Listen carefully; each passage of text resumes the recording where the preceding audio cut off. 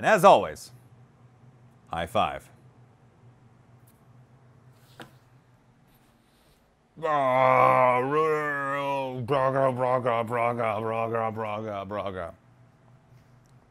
Hey, Fivers. This is just crap. And the more I think about it, the more upset I get. There's just nothing... Why? Why? It's a pre-release machine. If Creality wanted me to test it, like if they had an idea and they put a machine together on someone's desk, or they had a few made and they sent them to people and were like, we need your feedback so we can make it better before we release it. That is great. That is great. That is great.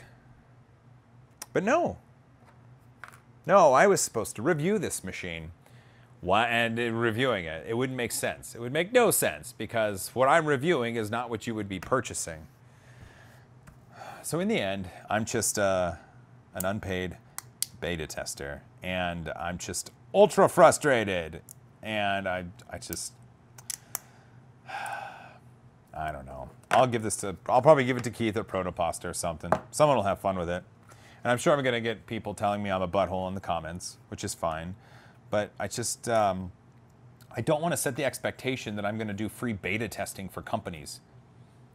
I'll do beta testing. I've been contacted many times about doing beta testing, and it makes sense because I have a lot of experience and I can give a very educated opinion on things. But man, just kind of assuming it from the get-go. Or is Creality stupid? I don't think they're stupid, but are they stupid enough to assume that I and others are just gonna take this and shout it from the mountaintops and expect you, the consumer, to buy it? Because it's not the case. Oh, it's so frustrating. It's so frustrating. Ugh.